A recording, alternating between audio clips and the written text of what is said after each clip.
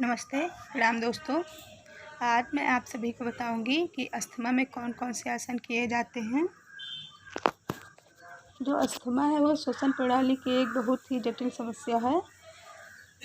इसमें जो हमारा म्यूकस होता है उसका स्राव हमारी श्वास को बाधित करता है।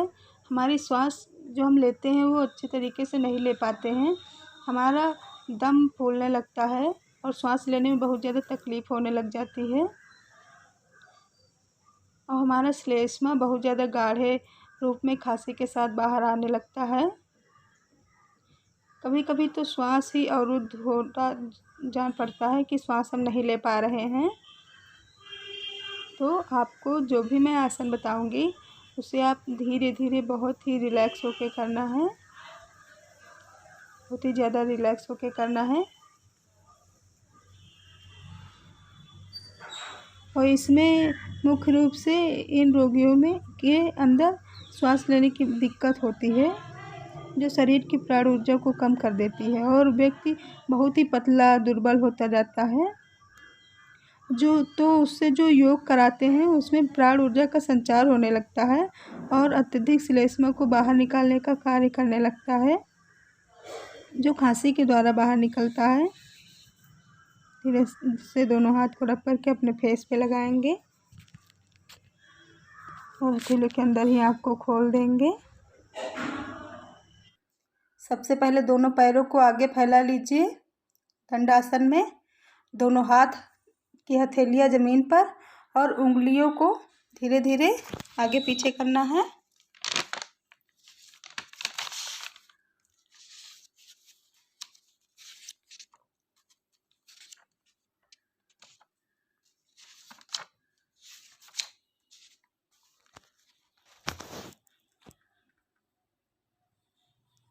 केवल उंगलियां मुड़ेंगी श्वास प्रश्वास के तालमेल के साथ। श्वास छोड़ते हुए सामने की तरफ, श्वास लेते हुए अपनी तरफ 5 बार जरूर करेंगे। केवल उंगलियां मुड़ेंगी, पंजा स्थिर, टखना स्थिर, केवल उंगलियों में गति। 5 बार अभ्यास करने के बाद थोड़ी देर का आप इसे विश्राम दे सकते हैं। Deep inhale, exhale.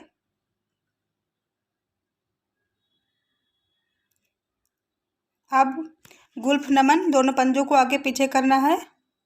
उंगलियां स्थिर रहेंगी, केवल टखनों में गति। ध्यान में रखिए श्वास लेते हुए पंजा आगे, श्वास छोड़ते हुए पंजा पीछे। श्वास प्रश्वास के तालमेल के साथ करें। पूरी चेतना और सजगता टखने के आसपास। कहाँ की नसें खिंच रही हैं, कहाँ पर हल्की पीड़ा उत्पन्न की जा रही है। सारी सजगता, सारी चेतना अभ्यास के प्रभाव के आसपास रखें। इसको भी आप 5 बार करेंगे। अब अगला दोनों जानू नमन, जांग के साथ जांग के पकड़ लेंगे, आगे पीछे करेंगे, चेस्ट से लगाएंगे।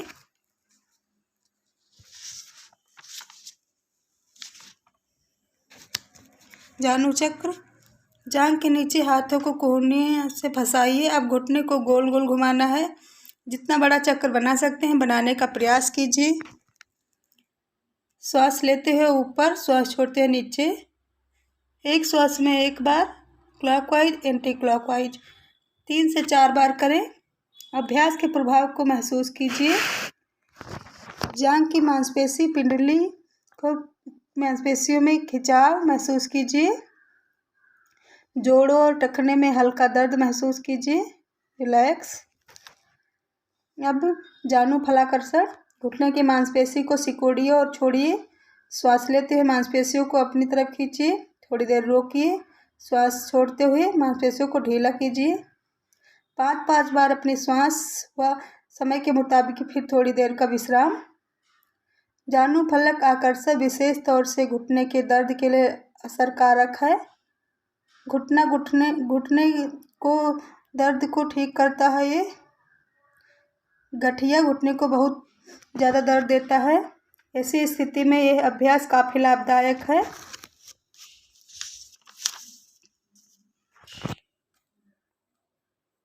इसे हमें कम से कम 5 बार तो ज़रूर करना चाहिए। श्वास लीजिए, श्वास छोड़िए, श्वासों के साथ करना है। Deep inhale, exhale, inhale, exhale. अब अगला अर्ध तितली आसन। एक पैर को मोड़कर दूसरे पैर की जांघ के ऊपर रखिए। एक हाथ टखने के ऊपर, एक हाथ जांघ के ऊपर। हाथ की सहायता से घुटने को ऊपर और नीचे लाइए, श्वास लेते हुए जमीन की तरफ और श्वास छोड़ते हुए अपनी तरफ। घुटने को लाइए और ले जाइए। बहुत ही धीरे धीरे 5-5 बार दोनों पैरों से किया जाएगा। Deep inhale, exhale, deep inhale, exhale, inhale, exhale, inhale, exhale. दूसरे पैर से inhale, exhale, inhale, exhale, inhale, exhale. आपको अपने श्वासों पे बहुत ज़्यादा ध्यान देना है। श्वासों पे ध्यान देते हुए ही हमें करना है। हम जो कुछ भी आसन करें वो श्वासों पे ध्यान देकर ही करना चाहिए। डीप इनहेल, एक्सहेल करेंगे।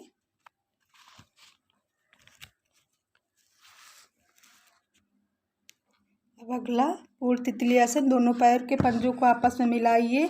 दोनों हाथों को पैर के पंजों से लॉक कीजिए। घुटने को ऊपर नीचे करें। सामान्य श्वास प्रश्वास के साथ रीढ़ की हड्डी सीधी, आपकी स्पाइन सीधी रहेगी, सीना खुला हुआ रहेगा, चेस्ट खुला हुआ रहेगा। तेजी से ऊपर नीचे पैरों को करना है। जितनी जल्दी आप कर सकते हैं उतनी तेज करिए। इसमें आपका श्वास प्रश्वास नॉर्मल रहेगा, आपकी ब्रीदिंग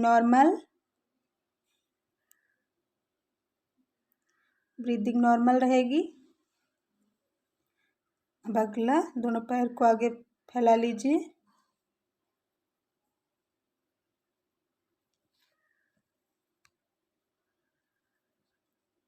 हाथ को सामने करेंगे, मुट्ठी बनाएंगे, गोल गोल राउंड में घुमाना है।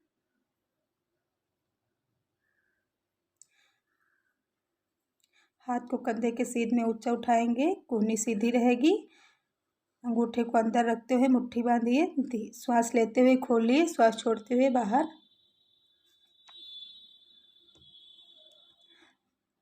कलाई को गोल गोल घुमाइए। एक श्वास में एक बार, बाहर से अंदर, फिर अंदर से बाहर।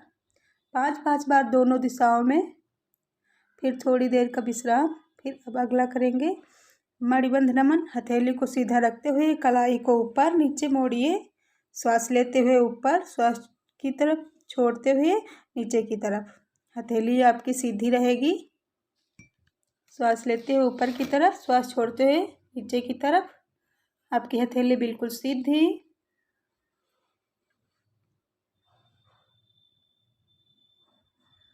अब दोनों हाथ को कंधे पे रखेंगे और राउंड सा बनाएंगे। कोहनी को मोड़िए और खोलिए। श्वास लेते हुए सामने की तरफ, श्वास छोड़ते हुए अपनी तरफ। कंधे तक लाएं और ले जाएं। फिर साइड वेज बगल की तरफ लाएं और ले जाएं। शरीर सजगता के साथ कोहनी को स्कंध से गोल गोल घुमाइए, सिर्फ कंधा घूमेगा। श्वास लेते हुए सीने और हाथों को फैलाइए, श्वास छोड़ते हुए कोहनी को मिलाइए। श्वास लेते हुए पीछे, श्वास छोड़ते हुए सामने की ओर। फिर अब सीधा।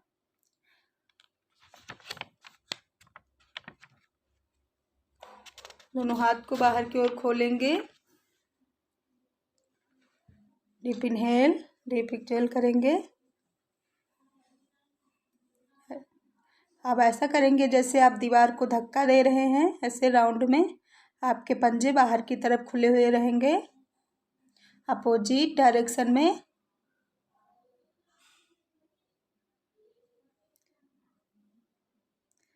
रिलैक्स करेंगे।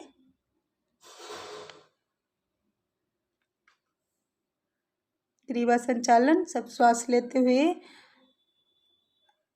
पीछे की ओर और श्वास छोड़ते हुए आगे की ओर। सांस लेते हुए गर्दन पीछे, श्वास छोड़ते हुए गर्दन सामने की तरफ धीरे धीरे घुमाएंगे। Deep inhale, exhale, inhale exhale करेंगे। आप अपने सांसों पे ध्यान दीजिए, कोई भी स्ट्रेस नहीं, कुछ भी नहीं सोचना, कोई भी तनाव नहीं।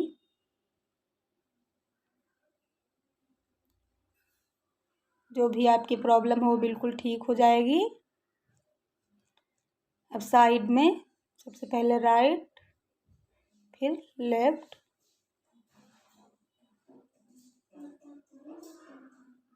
राइट। इनहेल करते हुए जाना है, एक्सहेल करते हुए वापस आना है धीरे से। इनहेल करते हुए जाइए, एक्सहेल करते हुए वापस आइए। Inhale, exhale, inhale, exhale, inhale. आपको अपने श्वासों पे बहुत ज़्यादा ही ध्यान देना है। श्वास पे ध्यान दीजिए। हम श्वास लेते हुए गर्दन पीछे, श्वास छोड़ते हुए गर्दन सामने की तरफ धीरे धीरे घुमाइए। गर्दन में मूवमेंट दीजिए। ध्यान रहे गर्दन की नसें नाजुक होती हैं, कहीं पर ज़्यादा दबाव ना पड़े, कहीं कोई ज़्यादा ना खिंच जाए। सामान्य गति में गर्दन आगे पीछे लाएं, फिर साइड में जैसे बगल झाँकने जैसा। श्वास लेते हुए पीछे, श्वास छोड़ते हुए आगे 5-5 बार करें, फिर थोड़ी देर का विश्राम करें। आपको राउंड में घुमाना है। डीप इनहेल, अपोजिट डायरेक्शन में। आप जितना हो सकता है उतना पीछे की ओर ले जाइए और जितना हो सकता है उतना आगे की ओर लेके आइए अपने गर्दन को। डीप इनहेल, एक्सहेल करेंगे।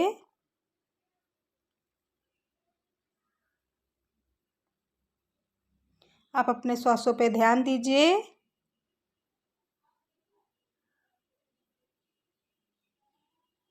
रिलैक्स, थोड़ी देर का रिलैक्स करेंगे।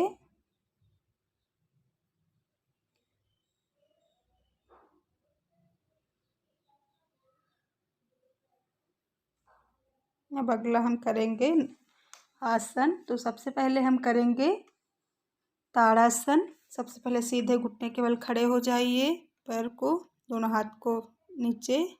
डीप इनहेल करते हुए दोनों हाथ को ऊपर लेके जाएंगे, बांधेंगे, सिर से रखेंगे और फिर इनहेल करते हुए ऊपर उठ जाना है और आपके पंजे भी ज़मीन से रहेंगे और एड़ियाँ ऊपर की ओर उठी हुई रहेंगी। डीप एक्सहेल करते हुए वापस आना है।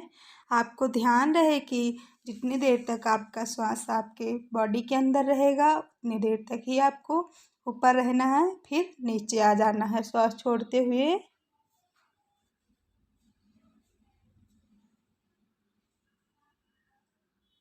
वापस अब करेंगे त्रिताड़ासन। आपको साइड में जाना है, अपोजिट डायरेक्शन। डीप इनहेल करते हुए, डीप एक्सहेल, डीप इनहेल करते हुए जाएंगे और आप एक्सहेल करते हुए वापस आ जाएंगे। Deep inhale, deep exhale.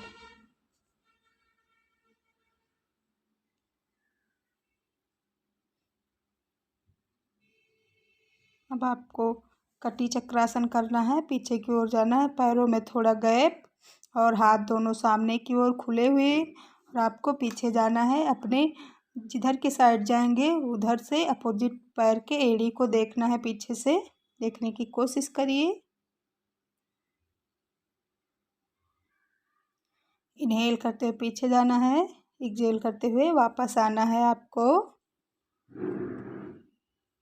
Deep inhale, deep exhale, deep inhale.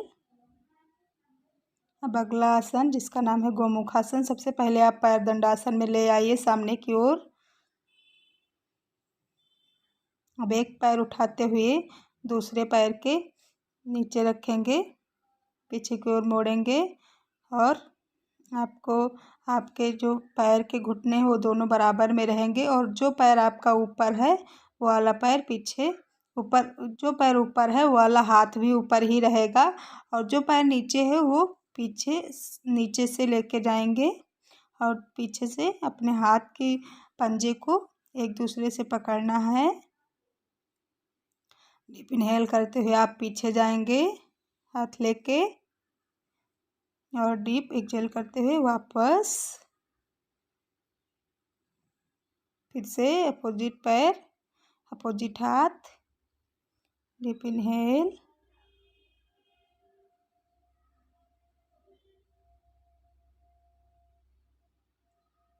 Inhale करते हुए पीछे की ओर जाएंगे और एक्सहेल करते हुए वापस आएंगे।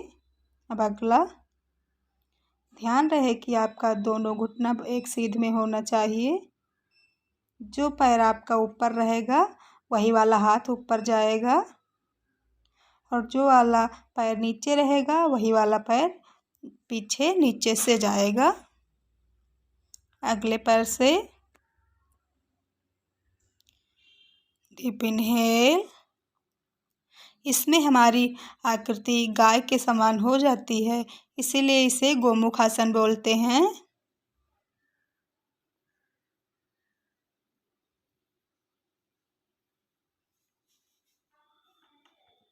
इनहेल, सांस लीजिए और छोड़िए। अब अगला हम करेंगे वज्रासन। सबसे पहले पैर दंडासन में ले आइए, फिर दोनों पैर पीछे लेके जाते हुए अपने पैर के पिंडलियों पे बैठना है और दोनों हाथ आपके जांघ पे रहेंगे, थाई पे रहेंगे। Deep inhale, deep exhale. यहाँ पे आपका श्वास नॉर्मल रहेगा, ब्रीदिंग नॉर्मल। आपकी ब्रीदिंग नॉर्मल रहेगी, आपके मन में कोई भी तनाव, कोई भी कुछ भी नहीं सोचना है। रिलैक्स। अब अगला शवासन कीजिए। सबसे पहले सीधे पीठ के बल लेट जाइए और दोनों पैर खुले हुए होने चाहिए। दोनों हाथ आसमान की साइड रहेंगी, हाथ की हथेलियां आसमान की साइड। आपकी आंखें बंद, गर्दन सीधी, दोनों पैर के पंजे जमीन से टच, नीचे की ओर गिरे हुए, हथेलियां आसमान की साइड।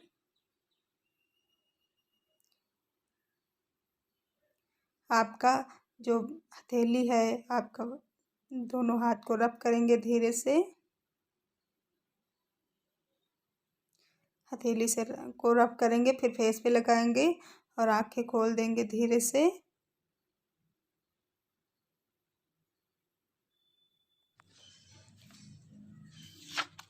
सबसे पहले अब अगला आसन करेंगे जिसका नाम है भुजंगासन। सबसे पहले अगला आसन करेंगे, इसका नाम है पेट के बल लेट जाइए, दोनों हाथ चेस्ट के थोड़ा पहले पेट के बल लेट जाइए, दोनों हाथ को इनहेल करते हुए आपको ऊपर उठना है, ऊपर उठना है और जितनी देर तक आपके बॉडी के अंदर श्वास रहेगी उतनी देर तक ही आपको ऊपर रहना है, नीचे आ जाना है एक्सहेल करते हुए। एक बार फिर से करिए डीप इनहेल। याद रहे दोस्तों कि जितनी देर तक आपकी श्वास आपके बॉडी के अंदर रहेगी, जो आपने डीप इनहेल किया है उतनी देर तक ही आना है, ऊपर रहना है, उतनी देर तक ही होल्ड करना है, फिर वापस आ जाना है।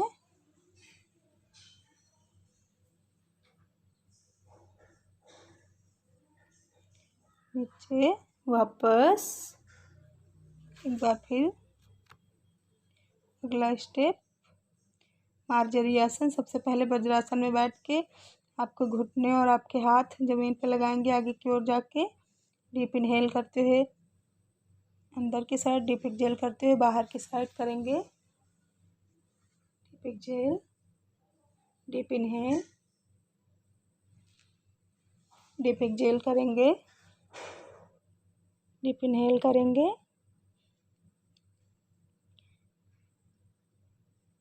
Deep exhale. आपको अपने श्वासों पे बहुत ज़्यादा ध्यान देना है, क्योंकि योग में ऐसा है कि अगर आप श्वासों पे ध्यान नहीं दे पाएंगे तो आपके बॉडी पे कोई भी इफेक्ट नहीं आएगा।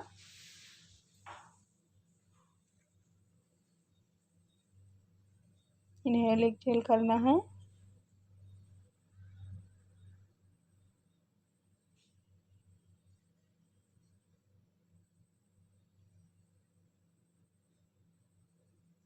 Deep inhale, deep exhale.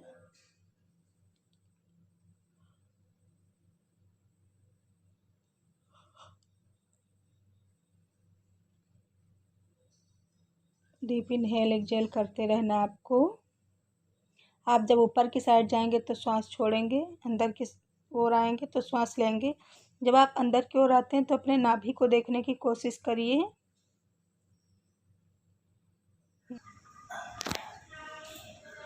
तो दोस्तों, अभी तक जो भी मैंने आप सभी को पढ़ाया अस्थमा में किए जाने वाले योगासन को, तो जो भी आसन कराया उसे आप सहजता से कीजिए। कुछ भी बिल्कुल धीरे धीरे नॉर्मल रिलैक्स होके करना है, बहुत ही रिलैक्स। और आपको अपने सबसे ज़्यादा तो अपने श्वासों पर ही ध्यान देना है। आप अपने श्वास पे बहुत ज़्यादा ध्यान दीजिए, क्योंकि इसका क्योंकि ये साइड इफ़ेक्ट भी होता है। अगर आप गलत कर रहे हैं तो आपको कोई प्रॉब्लम हो सकती है, इसीलिए आप श्वासों पे बहुत ज़्यादा ही ध्यान दीजिए। और जो अस्थमा हो जाता है उसका एक जेनेटिक प्रॉब्लम भी होता है, जेनेटिक कॉज भी होता है। तो थैंक यू, आप सभी को बहुत बहुत थैंक यू।